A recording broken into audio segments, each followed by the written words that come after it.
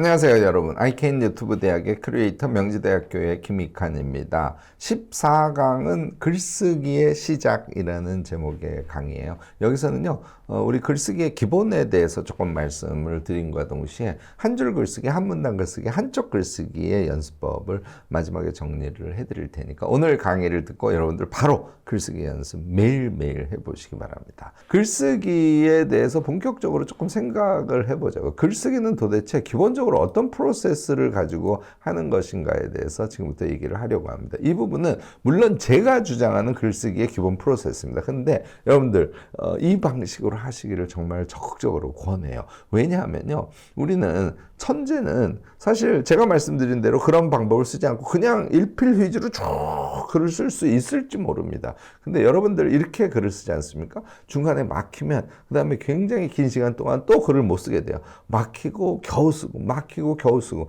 글쓰기가 위안의 작업이 아니라 정말 고통의 연속일 수 있습니다. 제가 지금 말씀드리는 이 기본 프로세스대로 글을 쓰지 않습니까? 그러면 중간에 막히더라도 좀 스무스하게 그 위기를 넘어가실 수 있고요. 글쓰기를 중간에 조금 하다가 또 다른 일 하다가 또 글쓰기 하다가 이런 것도 가능하고요.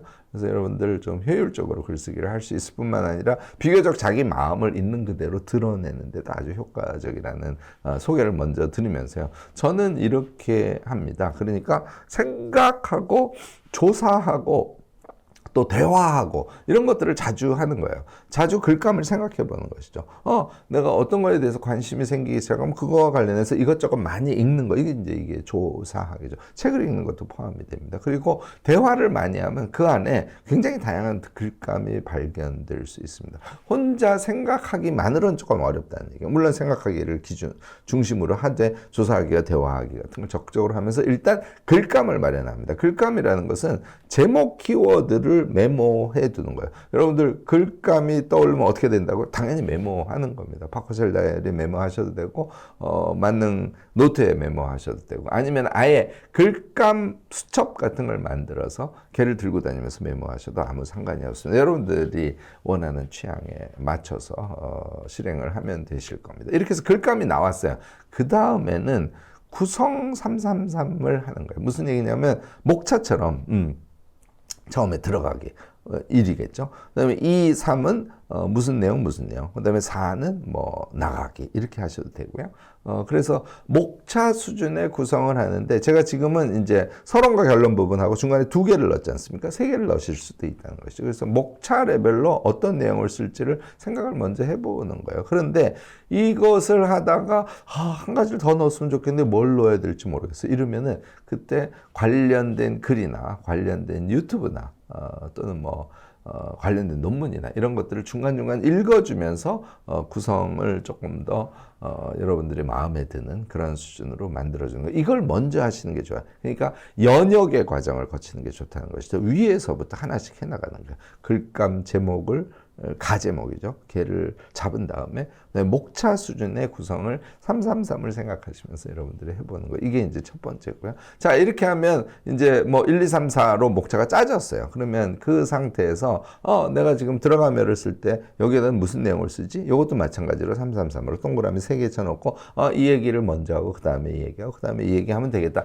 하는 것을 짜놓는 거예요. 2도 그렇게 333으로 짜고 3도 333으로 짜고 4도 333으로 다 짜놓는 것이죠. 이렇게 해서 얘가 완성이 되면 이것을 얼개라고 우리가 이야기합니다. 글의 전체 짜임이라고 여러분들 생각하시면 되겠죠. 구체적인 짜임을 의미합니다. 그런데 이 얼개짜기를 하다가 또 생각이 스탑되는 경우들이 많아요. 그러면 제가 정말 적극적으로 권하는 것은 2가지인데요. 역시 연관된 것을 읽어보는 행위를 하면 훨씬 더 얼게 짤 때 여러 가지 발상들이 새롭게 떠오르는 것을 경험할 수 있습니다. 물론 그 책이나 그 다른 어떤 블로그 내용이나 이런 것들을 통해서 하고 힌트를 얻어서 그 비슷한 걸 넣을 수도 있지만 그렇게 하지 않고 그냥 읽은 상태에서 그 다음에 뭘 넣으면 좋지 하고 생각을 하면 꽉 막혔을 때보다는 훨씬 더 머리가 뚫리는 걸 여러분들이 경험하시게 될 겁니다. 이렇게 해서 얼개가 끝나면 그 상태에서 거칠게 쓰기를 하는 거. 거칠게 쓰기는 저는 뭘 의미하냐면 문장은 전혀 생각하지 말고 그냥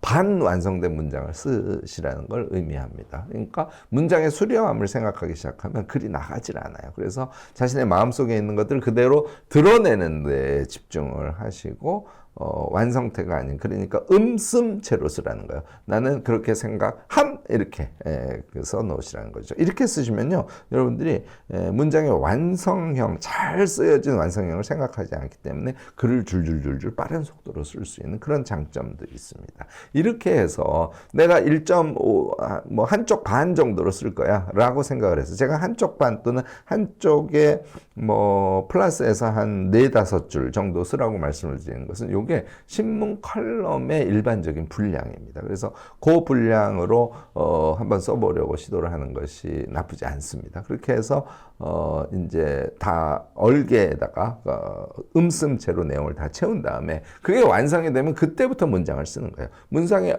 어미 부분을 완성을 해주고 가능하면 문장이 조금 수려할 수 있도록 신경을 쓰면서 문장 완성에 이번에는 집중을 하고 글을 완성을 해줍니다. 요걸 초고라고 하거든요.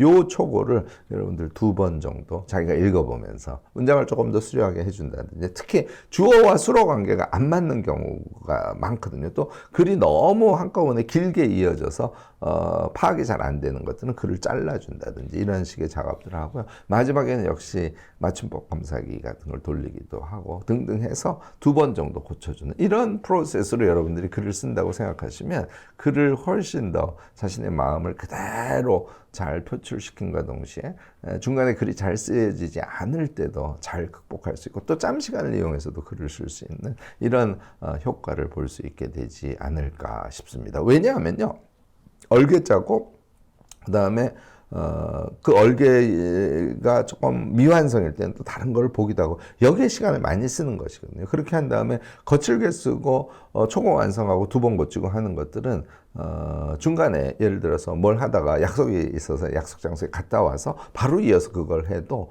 연속적으로 그 작업을 하는데 훨씬 더 수월합니다. 이 얼개 등이 메모를 통해서 완성되지 않은 상태에서 그냥 머리로 생각해서 글을 쓰지 않습니까? 여러분들이 중간에 글 작업하는 게 끊기거나 아니면 생각이 꽉 막히거나 이러면은 아주 큰 위기에 봉착하게 되는데, 제가 말씀드린 요 순서로 글을 쓰시게 되면 조금 더 몸을 가볍게 하고 여러분들이 글을 쓸 수 있다, 이렇게 생각하셔도 좋을 것 같습니다.